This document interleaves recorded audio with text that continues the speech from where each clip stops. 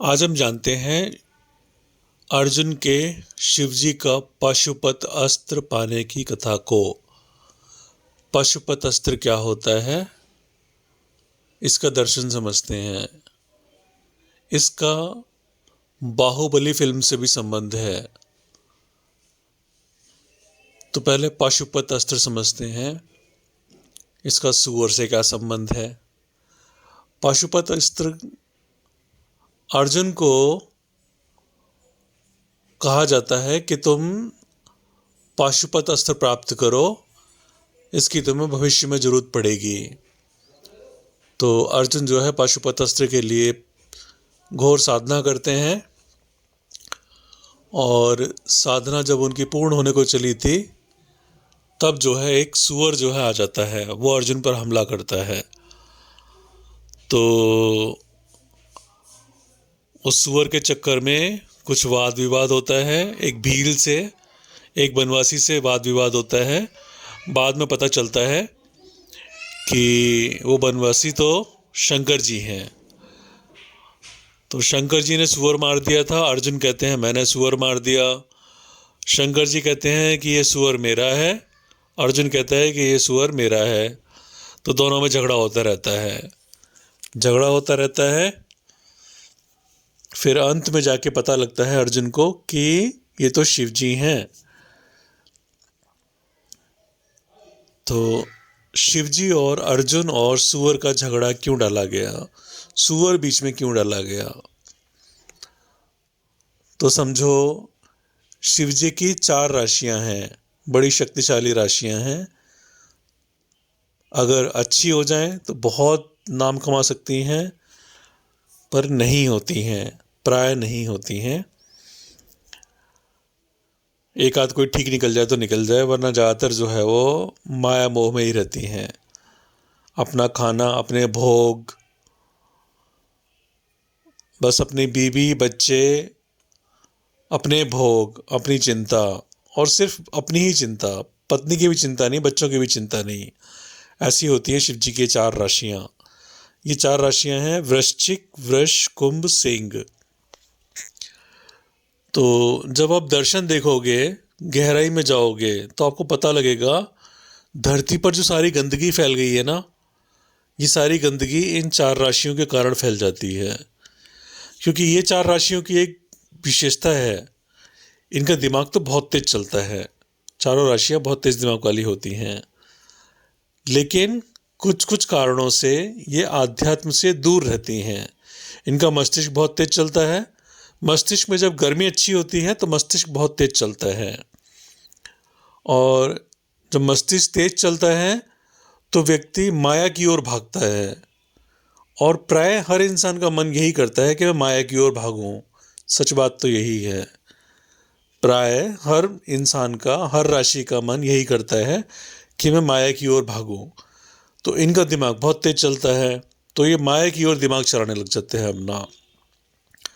माया, नाम, भोग, स्त्री, संतान सुख, स्त्री सुख, परिस्त्री सुख, और इन्हीं के कारण फिर नाना तरह के घोटाले करने पड़ते हैं इंसान को।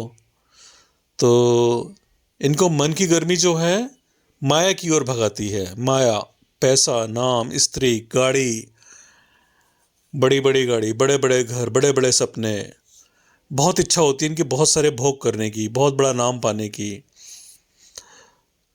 तो मन की गर्मी इनको उधर भगाती है। जब मन की गर्मी उधर को भगा रही होती है तो ऐसा व्यक्ति फिर आध्यात्म से दूर हो जाता है। क्योंकि आध्यात्म चाहता है कि एक समय के लिए, कुछ 3, 4, 5, 6 वर्षों के लिए माया का मोह त्याग कर परमात्मा की ओर बढ़ो। आध्यात्म ये नहीं कहता कि माया बिल्कुल त्याग दो। कुछ सन्यासी लोग कहते हैं कि माया मोह त्याग दे, काम क्रोध लोभ मोह ये सब त्याग दे, माया मोह त्याग दे। ऐसा नहीं है। माया मोह रखना चाहिए, पर कुछ समय के लिए त्यागना चाहिए। पहले भगवान को जान लेना चाहिए। जीवन में जीने के लिए सबसे बड़ी औषधि जो है वो परमात्मा है। आयुर्वेद की सबसे बड़ी औषधि जो है वो परमात्मा है। तो पहले वो औषधि पानी चाहिए।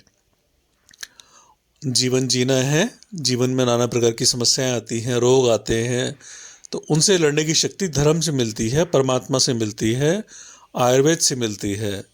आयुर्वेद की पहली औषधि ईश्वर होते हैं, तो पहली औषधि पा लेनी चाहिए। उसके बाद दर्शन यही कहता है कि परमात्मा को पाने के बाद तो माया की तरफ भागो, कितना भी भागो, क्योंकि एक बार आपके भीतर परमात्मा यानी ज्ञान स्थापित हो गया तो फिर वो आपको अधर्म नहीं करने देगा, गलत रास्ते से आपको माया नहीं पाने देगा। ये ईश्वर की विशेषता है। ईश्वर कोई व्यक्ति नहीं है, ईश्वर एक तत्व है, एक अनंत फैला हुआ तत्व है। वो जिसके मस्तिष्क में एक बार फिट हो जाता है तो उस व्यक्ति को गलत मार्ग से अपने भोग अर्जित करने में लज्जा आती है, संकोच होता है। कभी कभी एक आध कोई भोग आ गया और उसने खा लिया गोलगप्पा, वो बात अलग है, लेकिन प्राय वो उस ओर इस गलत मार्ग से प्रवृत्त नहीं होता है। तो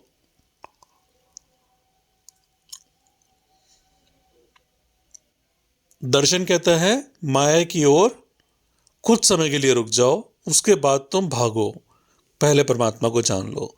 लेकिन इन राशियों के मन में गर्मी ज़्यादा होती है, ये तामसिक राशियां हैं, शिव जी की राशियां हैं। शिव जी बहुत गर्म स्वभाव के माने जाते हैं। शिव जी बहुत शांत हो गए थे, लेकिन पहले वो बहुत गर्म थे, गर्म राशियां। देखा है ना, शिव जी फिर तांडव कर देते हैं गुस्से में आके। तो ये राशियां तांडव राशियां हैं, गर्म राशियां हैं। शिवजी इन राशियों के देव हैं, लेकिन ये राशियां जो हैं, इन राशियों का गुणधर्म जो है वो बड़ा खतरनाक रहता है। आतंकवाद इन्हीं राशियों का फैलाया हुआ है। इस्लाम ने क्या फैलाया हुआ है? सारे में गंदगी फैलाई हुई है, जहाँ है वह गंदगी फैलाई हुई है, देखा ही होगा आपने। तो ऐसे ही ये चारों राशियाँ, क्योंकि ये परमात्मा की ओर नहीं जा पाती तो क्या होता है, इनमें से जैसे बहुत सारी राशियाँ हैं अच्छे घरों में पैदा हो गई। इन चारों में से बहुत सारे लोग हैं जो अच्छे घरों में, अच्छे संस्कारों में पैदा हो गए, उनको सब कुछ मेहनत करते गए और उनको मिलता चला गया, तो ये राशियाँ गंदगी नहीं फैलाएंगी, तो ये सीधा साधा जीवन जीती जाएंगी। लेकिन यदि ऐसे घर में पैदा हो गए जिसमें धर्म संस्कार कच्चे हैं और फिर ये बड़े हुए कम संस्कारों के साथ, तो तब जब इन्हें अपने भोग पाने होंगे तो ये बहुत सारे गलत काम कर देते हैं। यानी अगर सब कुछ ठीक चल रहा है तो ये ठीक चलते रहेंगे, लेकिन अगर ठीक नहीं चल रहा और इनके भोगों में कहीं रुकावट आ गई तो ये गलत मार्ग पर जाने से रोकते नहीं हैं अपने आप को। इनकी जो भोग होती हैं, प्रवृत्ति होती है भोग की, वो इनको रोक नहीं पाती, क्योंकि इनके अंदर धर्म नहीं होता ना, धर्म का तत्व कम होता है, गर्मी ज़्यादा होती है तो ये उधर को भाग जाती हैं, तो ये सारे में गंदगी फैला देते हैं। इनके बच्चे फिर धर्म में कमज़ोर रह जाते हैं, क्योंकि जब ये राशियाँ धर्म में कमज़ोर रहीं, क्योंकि मन की गर्मी धर्म की ओर नहीं जाने देती, धर्म की ओर जाने के लिए मन में ठंडक चाहिए होती है। तो देखो शिव जी को कहाँ दिखाया है? कैलाश पर्वत पे दिखाया है, -14 डिग्री टेम्परेचर पे दिखाया है। तो -14 डिग्री टेम्परेचर पर जब शिव जी रहते हैं तो उनके भीतर ठंडक आ जाती है, तो वो धर्म को जान लेते हैं। लेकिन ये राशियाँ कहाँ रहती हैं? ये तो ज़मीन पे गर्म प्रदेशों में रहती हैं। तो जब गर्म प्रदेशों में रहती हैं, तो गर्म जलवायु में रहती हैं, तो इनके दिमाग की गर्मी इनको पागल कर देती है माया के लिए। तो देखा होगा इस्लाम ने कितनी कितनी लड़कियों के हरम बना के रखे, 3-3 हज़ार। अकबर के 3 हज़ार लड़कियों के हरम थे, शाहजहाँ के हरम थे, ये सब हरामी थे। तो दर्शन दिखाया है, दर्शन कि ये कितनी गंदगी फैला सकते हैं, कितना आतंक फैला सकते हैं। ठीक है, तो जहाँ इनको नहीं मिलता वहाँ ये फिर आतंकवादी बन जाते हैं और किसी भी तरह की गंदगी फैला सकते हैं, शिक्षा का विनाश कर देते हैं, क्योंकि शिक्षा इनके मन में घुसती नहीं है। शिक्षा के लिए क्या चाहिए होता है? एकाग्रता चाहिए होती है। तो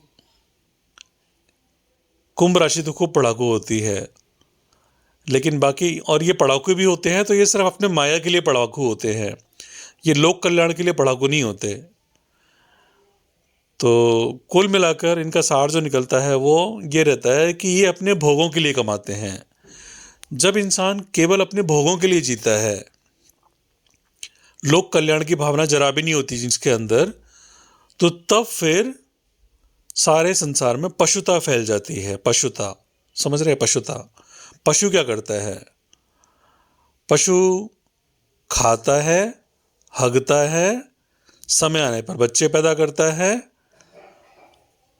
फिर खाता है, फिर हगता है, फिर बच्चे पैदा करता है, खाता है, हगता है, बच्चे पैदा करता है। बहुत सारे पशु जमा भी करते रहते हैं खाना पाना। ज़्यादातर पशु तो नहीं करते, लेकिन कुछ कुछ होते हैं, जैसे मधुमक्खियाँ लगी रहती हैं जमा करने पे, और चींटियाँ जमा करने पे लगी रहती हैं। तो कुछ पशु जमा करने पे भी लगे रहते हैं, अपना घर भरने में लगे रहते हैं। तो पशु क्या पाता है? खाना, हगना। खाने के लिए चीज़ें जो बटोरता रहता है और हगता रहता है। खाना, हगना और चढ़ना। चढ़ना मतलब बच्चे पैदा करना। पशुओं का यही काम होता है। किसी भी पशु से निकले हुए बच्चे फिर वो माँ पे ही चढ़ जाते हैं, फिर बच्चे पैदा करने लग जाते हैं, माँ से ही बच्चे पैदा करने लग जाते हैं। तो पशुता यही होती है। तो ध्यान से देखोगे तो जब धर्म का क्षय हो जाता है, अब 4 राशियों की बात नहीं है, अब सारी राशियों की बात है। जब व्यक्ति के अंदर धर्म नहीं रहता तो पशुता फैल जाती है सारे में।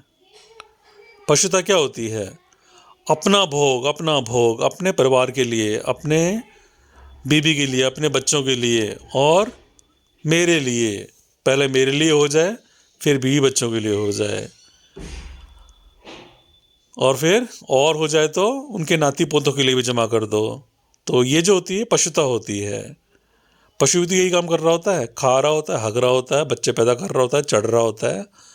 पशु भी यही करते हैं, फिर इंसान भी यही करने लग जाता है। जब धर्म की ग्लानि हो जाती है, जब धर्म का क्षय हो जाता है इंसान के अंदर, धर्म नहीं रहता, धर्म ज्ञान नहीं रहता। धर्म धर्म लोग बहुत बोलते रहते हैं, धर्म धर्म, कट्टर योद्धा, कट्टर हिंदू, कट्टर धर्मात्मा, लेकिन धर्म ग्रंथ का एक भी दर्शन नहीं पता होता इन लोगों को। कभी किसी धर्मात्मा के पास जाके बैठे नहीं है कोई भी कट्टर हिंदू, बस चोला ओढ़ लिया और कट्टर हिंदू बन गए। कभी दर्शन सुनने के लिए कोई किसी धर्मात्मा के पास बैठा हुआ दिखे तो नाम बदल देना हमारा, कट्टर हिंदू सारे बने पड़े हैं। तो धर्म का क्षय हो जाने से पशुता फैल जाती है। पशुता क्या होती है? जमा करते जाना, बच्चे पैदा करते जाना, बच्चों के लिए जमा करते जाना, फिर वो बच्चे पैदा करते जाएं, फिर उनके लिए जमा करते जाना। पशुता ये होती है, भरते रहना, अपना घर भरते रहना। पशुता यही होती है। तो अर्जुन को बोला गया था कि पशुपत अस्त्र प्राप्त करो, तुम्हें महाभारत के युद्ध में इसकी जरूरत पड़ेगी, भविष्य में इसकी जरूरत पड़ेगी। क्योंकि अर्जुन को तब नहीं पता था कि महाभारत होकर रहेगी, लेकिन जो लेखक थे कहानी के, उन्हें पता था कि इसको महाभारत में लड़वाना है, वहाँ पशुपत अस्त्र की जरूरत पड़ेगी। तो सबसे ज़्यादा गंदगी कौन फैलाता है? सबसे ज़्यादा गंदगी सूअर फैलाता है। गंदगी में कौन रहता है? मतलब गंदगी से यदि किसी पशु को जोड़ना है तो वो पशु है सूअर। गाय साफ रहती है, भैंस साफ रहती है, बाकी और जानवर भी साफ सुथरे रहते हैं। एक सूअर ही है जिसे गंदगी में मज़ा आता है, कीचड़ में लोट लगाता है। तो गंदगी का पर्यायवाची होता है सूअर। और इसलिए शंकर जी यानी तामसिक राशियां सबसे ज़्यादा गंदगी फैलाती हैं। ऐसा नहीं है, फिर से कह रहा हूँ कि ये 4 राशियां ही गंदगी फैलाती हैं, लेकिन गंदगी फैलाने में सबसे बड़ा हाथ इनका होता है। कैसे? एक बार फिर से समझो। गंदगी फैलाने में इनका सबसे बड़ा हाथ ऐसे होता है क्योंकि ये धर्म से दूर रहती हैं। इनकी प्राकृतिक विवशता है, ऐसा नहीं है कि ये मन से दूर रहते हैं। इनके मन में गर्मी ही इतनी होती है कि ये धर्म की ओर एकाग्रचित्त नहीं हो पाते। धर्म की बातों में मन तो तब लगेगा ना जब मन उस ओर से थोड़ा सा विरक्त हो। ये हो ही नहीं पाते। 60 साल की आयु से पहले ये विरक्त हो ही नहीं पाते हैं, तो इनका धर्म में मन नहीं लगता। तो जब इनका ही धर्म में मन नहीं लगा तो इनका अपना जीवन तो गया ही अधर्मी।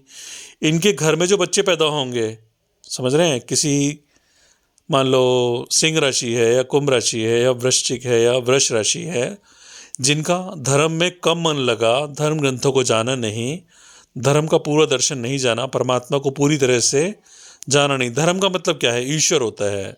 धर्म कोई रामायण या महाभारत नहीं है। धर्म का असली मतलब ईश्वर होता है। धर्म का अधिष्ठाता ईश्वर है। ईश्वर निराकार है। ये राम कृष्ण शिव ये तो आपको उनसे मिलाने वाले हैं। ईश्वर तो निराकार है।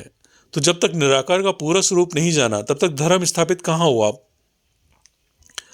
और चूंकि इन राशियों के मन में गर्मी होती है इसलिए धर्म को जान नहीं पाते, ईश्वर को जान नहीं पाते। तो इनके मन में वैराग्य नहीं आता और ये भोग में ही लगे रहते हैं। भोग में लगे रहते हैं तो पशुता फैलती है, पशुता बढ़ती है। तो जब ये खुद ही पशु बने रहते हैं तो अपने बच्चों को कहाँ से धार्मिक बनाएंगे? समझ रहे हैं ना? तो इनके बच्चे फिर अधार्मिक रह जाते हैं। बच्चे अधार्मिक रह जाते हैं, फिर उन घर में भी कुछ इन राशि के बच्चे पैदा हो जाएंगे तो वो इनसे भी बड़े अधार्मिक हो जाएंगे। जैसे आज से 60 साल पहले जो बुजुर्ग जन्मे थे, आज से 60 साल पहले जो सिंह राशि, वृश्चिक राशि, कुंभ राशि, इनमें बुजुर्ग जन्मे थे, वो आज के जो वृश्चिक कुंभ सिंह राशि के लोग हैं उनसे अधिक धार्मिक थे, उनसे अधिक संस्कारित थे। क्योंकि तब धर्म था, तब के माँ बाप लोगों में हिंदुस्तान चला आ रहा था। भारत तो नहीं था लेकिन हिंदुस्तान चला आ रहा था, और हिंदुस्तान में भारत का अंश था, धर्म का अंश था। ईश्वर के प्रति श्रद्धा भक्ति कुछ ना कुछ था, यह एक अनजाना भय था, या थोड़ा थोड़ा धर्म के प्रति बाकी लोगों को झुकाव था, तो उसकी वजह से दबाव था उन पर, तो वो लोग संभाले हुए थे। लेकिन उस पीढ़ी के बाद जो अब की पीढ़ी में गर्म राशियों के बच्चे पैदा हुए, ये धर्म से और दूर हो गए। तो धीरे धीरे ये जो पशुता है ये बढ़ती जाती है, यानी धर्म से दूरी बढ़ती जाती है, गंदगी बढ़ती जाती है।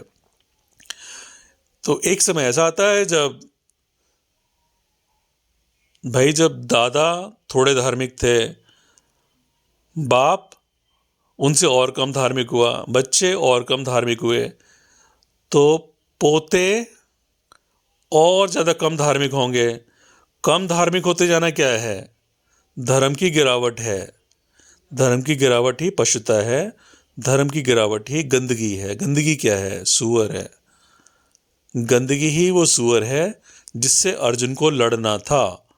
शिव जी कह रहे थे ये सारी गंदगी मेरी फैलाई हुई है, ये जो सूअर है ये मेरा है, ये मेरे राशियों से निकला हुआ है, ये मेरी गंदगी है। अर्जुन कह रहे थे नहीं, इसे मैंने मारा है, मैं मारूंगा। तो इस तरह से एक दर्शन अर्जुन, शिव और सूअर के मध्य जोड़कर वहां दिखाया गया। तो ये होता है पाशुपत अस्त्र। पाशुपत अस्त्र, पशु क्या पाता है उसका अंत करने का अस्त्र, पशुता का अंत करने का अस्त्र। पशु क्या पाता है? खाना, हगना और चढ़ना।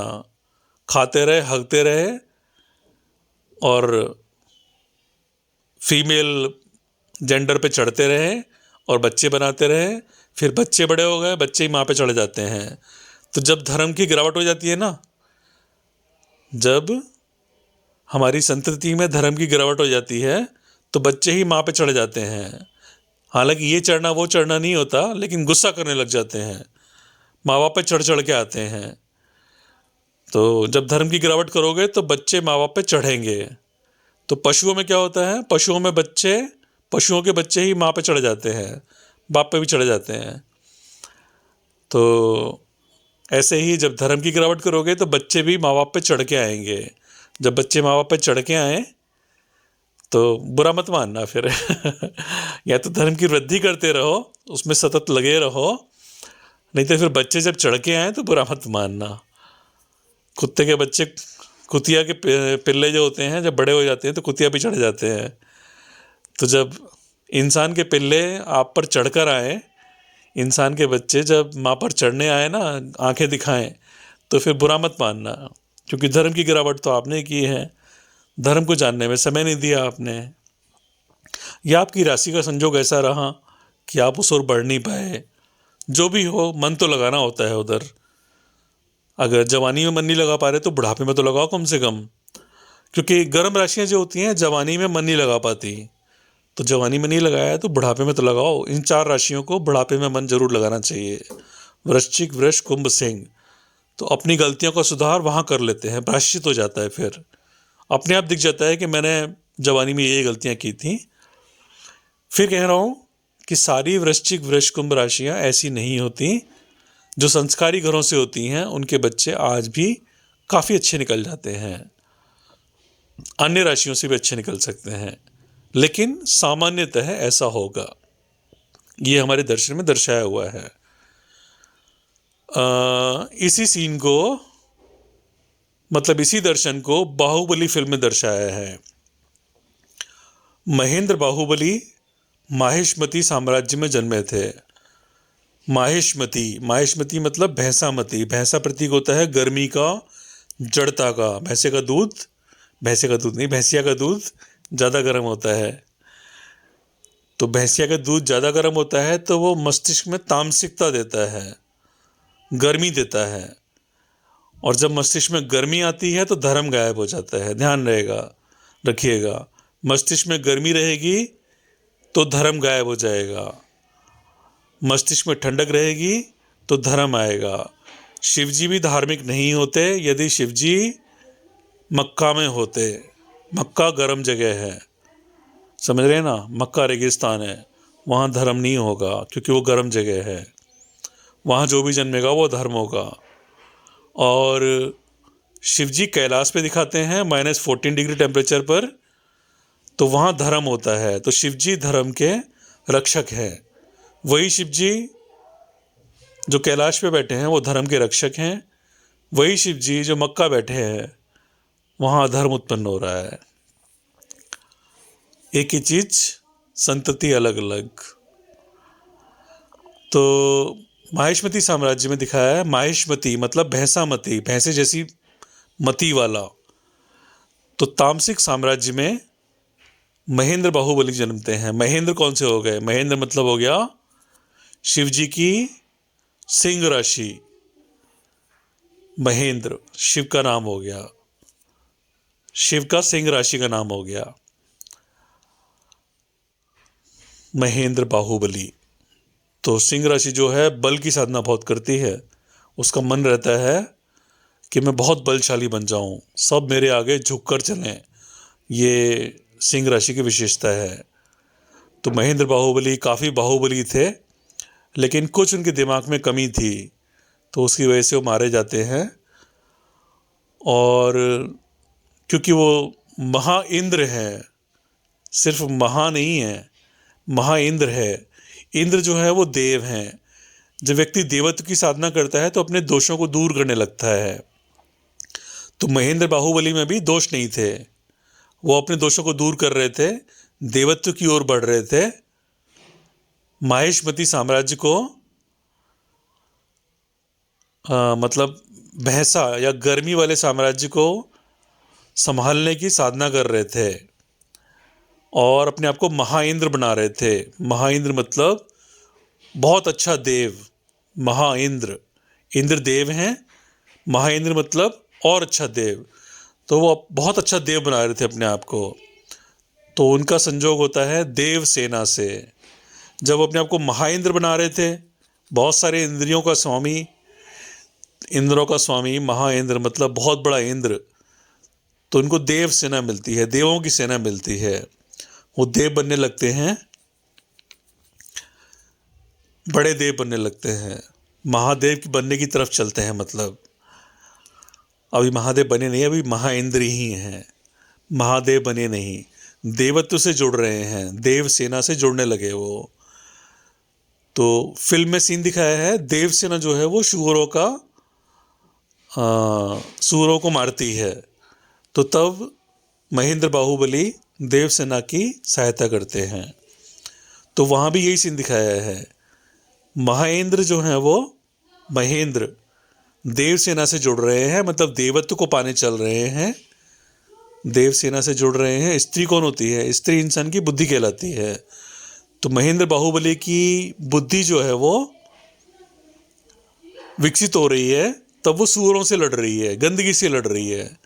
खेत में सूअर भाग रहे हैं। खेत में क्या करते हैं हम? खेत आध्यात्मिक कृषि क्या दर्शाती है? आध्यात्मिक कृषि दर्शाती है अच्छे विचारों की खेती करना। पर वहाँ गंदगी आ रही है। फिल्म का सीन याद करो, वहाँ गंदगी आ रही है, सूअर भाग रहे हैं, खेत में सूअर भाग रहे हैं और देव सेना शिकार करने जा रही है। तब महेंद्र जो है उन सूअरों को मारते हैं, जंगली सूअरों को। तो जंगली सूअर अगेन क्या हो गए? वही हो गए पाशुपत अस्त्र। वो देव सेना को यानी अपनी बुद्धि को पाशुपत अस्त्र दे रहे थे। तो आशा है आपको यहाँ तक का दर्शन समझ में आ गया होगा। बाहुबली फिल्म में महेंद्र बाहुबली और देव सेना जब सूअर को मार रहे थे तो वास्तव में वो शिवजी का पाशुपति अस्त्र प्राप्त कर रहे थे। पाशुपत अस्त्र। और उसके बाद जब अमरेंद्र बाहुबली आते हैं तब देखा ही होगा, उन्होंने शिवजी की साधना करी थी। वो बहुत बड़ा शिवलिंग लेकर बहुत ऊंचाई पर जाते हैं। तो वही दर्शन है सारा। मैं यानी बाहुबली फिल्म जो है ना, वास्तव में पूरी आध्यात्मिक फिल्म है। हमारी बॉलीवुड की सारी फिल्में जो हैं, लगभग सारी फिल्में बहुत गहरी आध्यात्मिक फिल्में होती हैं। और जो आलतू फालतू फिल्में भी होती हैं ना, उनको भी आध्यात्मिक शैली में, पुराण शैली में तोड़ मरोड़ कर आध्यात्मिक बनाकर प्रस्तुत किया जाता है। यह बात अलग है कि साधारण जनता उनको देख ही नहीं पाती है। जैसे भी एक फिल्म आई है हेलमेट, वो फिल्म कॉन्डम के ऊपर बनी है, लेकिन उसमें भी बहुत गहरा दर्शन जो है आध्यात्म के साथ उतार कर उस फिल्म में डाला गया है। मतलब आप उसको पहचान नहीं पाओगे कि उसमें ऐसा दर्शन भी हो सकता है, आप कल्पना नहीं कर पाओगे। तो बाहुबली फिल्म जो है वो बहुत अच्छी फिल्म है, मतलब दर्शन के हिसाब से, आध्यात्मिक दर्शन के हिसाब से बहुत अच्छी फिल्म है। उसमें देवत्व को बंदी बना दिया जाता है, देव सेना को बंदी बना दिया जाता है। क्यों? क्योंकि वो माहिष्मती थी, गर्मी वाली मती थी। माहिष्मती मतलब भैंसामती, गर्म मती। तो महेंद्र के दर्शन में कुछ कमी रह जाती है, महेंद्र के दर्शन में कुछ कमी रह जाती है, इसलिए उसको मरना पड़ता है। फिर अमरेंद्र का जन्म होता है, तो तब फिर वो पूरा बदला करता है। अमरेंद्र ठंडक है थोड़ी सी। अमरेंद्र का देखा होगा, वो जल में पैदा हुआ था। जल में नहीं, पैदा हुआ था गाय के अस्तबल में, और जल में उसका आगे जाना हुआ था। तो जल ज्ञान का प्रतीक होता है अध्यात्म में। और फिर वो शिव की साधना करता है और बहुत ऊंचाई पार करता है। अब ये सब आप लोग नहीं समझेंगे, जाने दो। आप लोग इतना समझ गए होंगे कि अर्जुन, शिव और सूअर ये पाशुपत अस्त्र के वो थे। सूअर सारी गंदगी फैलाता है, आध्यात्म में सारी गंदगी सूअर फैलाता है। सूअर हो गए वो सारे लोग जो धर्म की ओर नहीं आ रहे, जिनके घर में धर्म ग्रंथ नहीं है, जिनके बच्चे धर्म की ओर धार्मिक शिक्षा नहीं ले रहे, ये सारे पशुता फैला रहे हैं, सुअरता फैला रहे हैं, गंदगी फैला रहे हैं।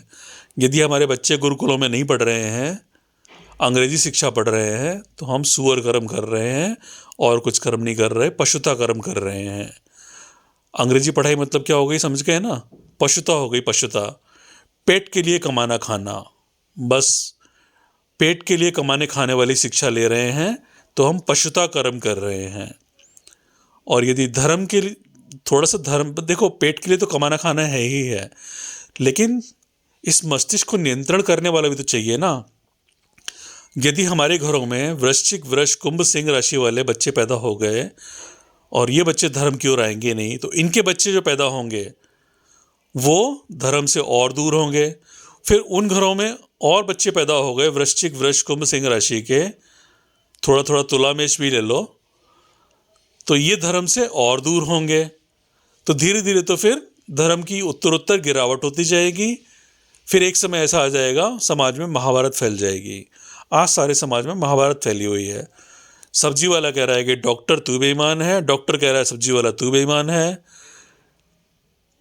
और सब्जी वाला कह रहा है कि फल वाला बेईमान है, फल वाला केमिकल मिला के फल बेच रहा है, फल वाला कह रहा है कि दूध वाला बेईमान है, दूध वाला कह रहा है कि पनीर वाला पनीर वाला बेईमान है, वो नकली पनीर बेच रहा है, वो कह रहा है कि वो मिठाई वाला बेईमान है, वो खोआ नकली बेच रहा है, वो कह रहा है कि सारे ये एजुकेशन वाले लोग जो हैं ये बेईमान है, ये बहुत महंगी शिक्षा दे रहे हैं।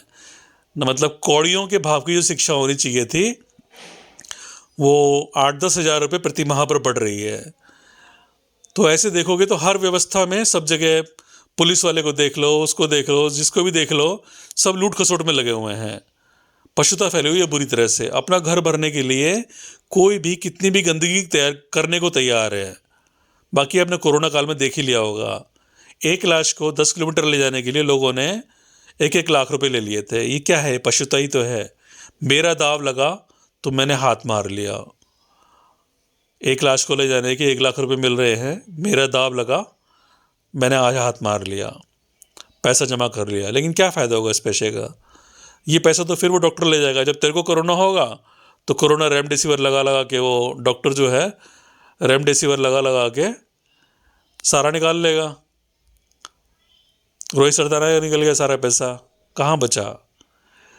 तो जब बहुत ज़्यादा गिरावट हो जाती है ना सब तरफ समाज में, तो हाथ में कुछ नहीं बचता, फिर महाभारत करनी पड़ती है। महाभारत यही है, दर्शन को समझना महाभारत है। चलो, जय श्री राम। बाकी लेक्चर लंबा नहीं करते। आज का दर्शन केवल पशुता पर, पशुपत अस्त्र पर था। इस पशुता का अंत करो, सिर्फ खाना, हगना और चढ़ना तक सीमित मत रहो।